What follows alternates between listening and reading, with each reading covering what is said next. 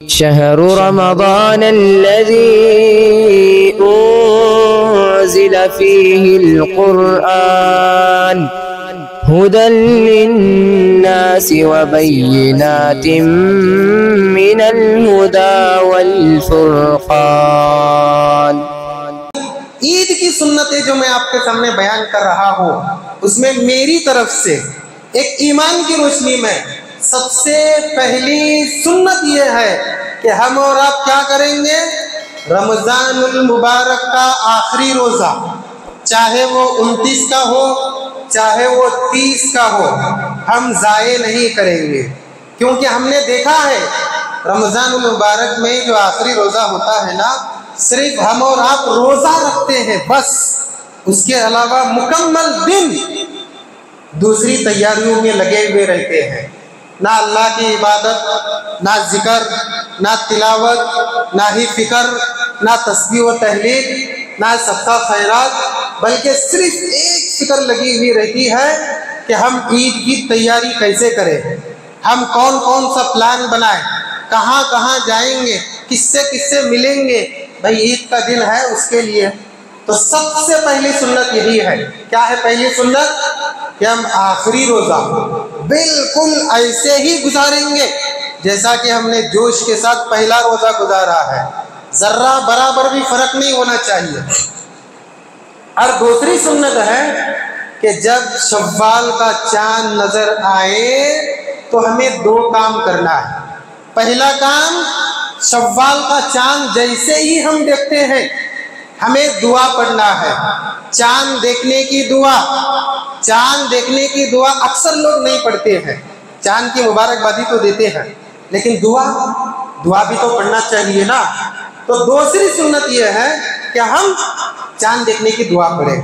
तीसरी सुन्नत क्या है, शायद हमसे मकफूद है, मेरे ख्याल से गुम है, वो ये है इंशाअल्लाह कोशिश करें कि चांद देखने के बाद शव्वाल की पहली रात की पहली ईशा की नमाज हम ऐसे ही जमात के साथ अदा करेंगे जैसा हम रमजान का चांद देखकर तरावी का इंतजार करने के लिए पूरी मस्जिद भर गई।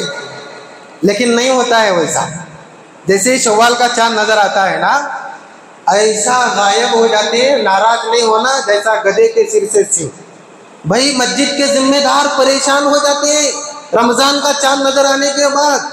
वो दीवारों को चिपक चिपक के भी उनको तैयारी करना पड़ता है। सही जी, बेचारों की 2-4 रकातें वैसी ही तरह भी निकल जाती है। इंतजाम जो करना है माशाअल्लाह करते हैं जिम्मेदार, अल्लाह उनको जज़ाए खैर दे। वही जिम्मेदार शव्वाल की पहली रात की ईशा की नमाज में ढूंढते रहते हैं कहाँ गए सब लोग, मिठाइयाँ खरीदने चले गए या कुछ ऐसा। ये पहली सुन्नतें हैं कि सबसे पहले हम क्या करेंगे, अल्लाहुम्मा अहिल्लहु अलैना बिल अम्नि वल ईमानी वस सलामती वल इस्लामी रब्बी व रब्बुक अल्लाह। उसके बाद ईशा की नमाज पढ़ेंगे। मैं भी माजी करीब के पास में इमाम था, मुझे भी थोड़ा थोड़ा याद है शायद कि रमजान की पहली तरावी में हम और आप पूरी मस्जिद भर देते। और शव्वाल, सोचिए जरा, ईद की नमाज भी नहीं हुई हमारी अभी, है ना। अभी कल सुबह ईद की नमाज, ईशा की नमाज में हमारा ये हाल है, तो हम रमजान के बाद क्या मस्जिदों को आबाद करेंगे जी? क्या हमने दुआ मांगी होगी अल्लाह से कि परवरदिगार मुझे रमजान के बाद भी इबादत की तौफीक अता फरमा। अल्लाह फरिश्तों की वहाँ कहता है, पहली रात का जिक्र अल्लाह फरिश्तों के करता है ना, हदीस मालूम है क्या नहीं? अल्लाह कहता है देखो मेरे बंदे ईशा से गायब हो गए, पूरा रमजान दुआ कर रहे थे, अल्लाह 11 महीने 11 घंटे भी नहीं सब्र कर सके हैं। कहाँ है? मार्केट में है, दुकानों में है, या गपशप में है, या प्लानिंग में है। सही है क्या बताइए जरा? इतना अजीम महीना हम अभी दो या 1.5 घंटा पहले मगरिब की वक्त इसे रुखसत किए हैं और ईशा में हमारा ये हाल है। ऐसा नहीं होना चाहिए। ये वो सुन्नतें हैं जो कल सुबह होने के बाद हमारी झोली भर देते हैं।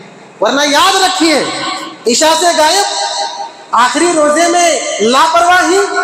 और चौथी सुन्नत है कि हम शव्वाल की पहली रात को भी इबादत करेंगे इंशाअल्लाह।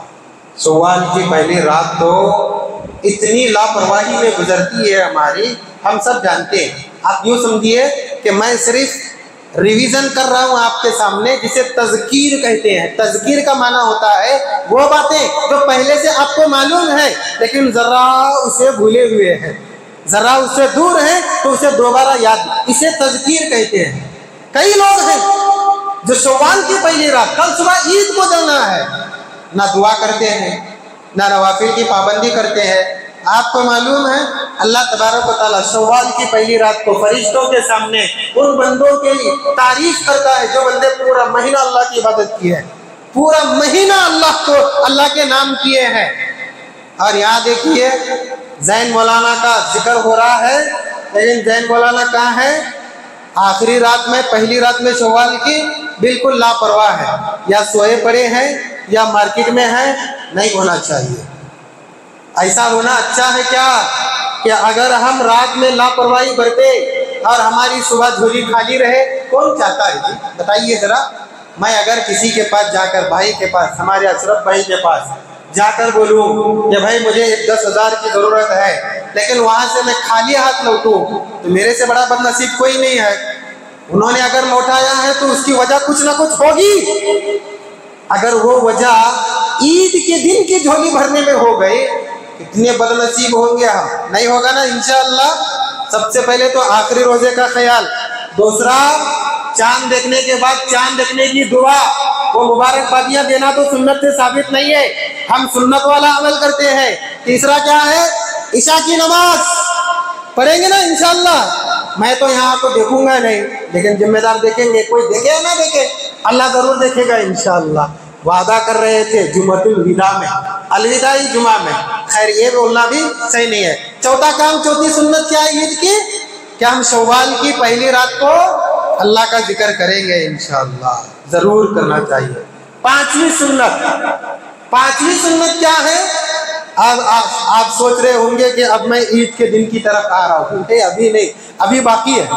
वो सुन्नतें मैं बयान कर रहा हूँ कि जो सुन्नतें हम तर्क कर देते हैं, बहुत पीछे हैं हम।